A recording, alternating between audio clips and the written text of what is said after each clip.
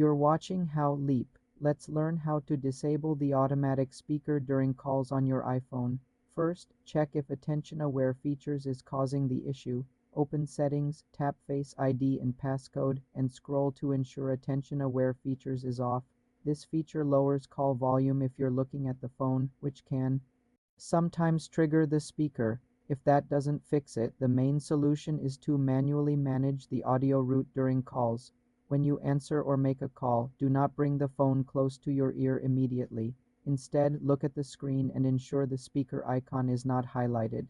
If it is, tap it to turn off the speaker. Then, bring the phone to your ear. To prevent the phone from switching to speaker accidentally, ensure the proximity sensor at the top of your screen is clean and unobstructed. Wipe it gently with a soft cloth. Also, restart your iPhone, as a software glitch can cause this.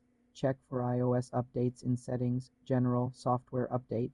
If the problem persists, reset all settings via Settings, General, Transfer or Reset iPhone, Reset, then reset all settings. This will not erase your data. If none of these steps work, there may be a hardware issue with the proximity sensor, and you should contact Apple support. For more simple computer tutorials, subscribe to the channel.